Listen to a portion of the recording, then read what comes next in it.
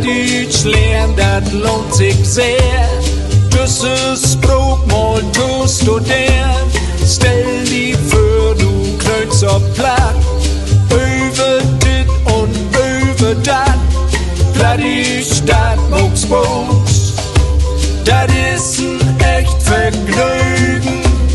Platt ist grandios. Dat is ein Riesenhögen. Platt hat Humor und ist auch gar nicht schwor.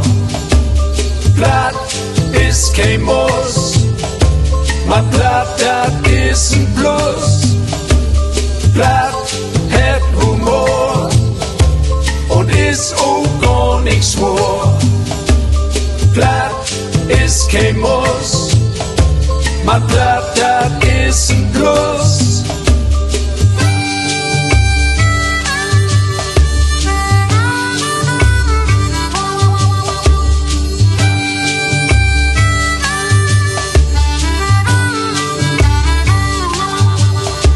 Zuerst verstehst du meist nix und dann müssen beten mehr und dann geht dat mit eins ganz fix, als wenn dat normalste wär.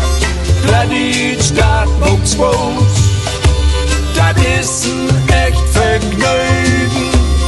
Platt ist grandios, dat is ein Riesenhögen. Platt hat Humor und ist auch gar nicht schwor. Platt ist kein Muss, ma platt, dat ist ein Plus. Platt hat Humor und ist auch gar nicht schwor. Platt ist kein Muss, ma platt.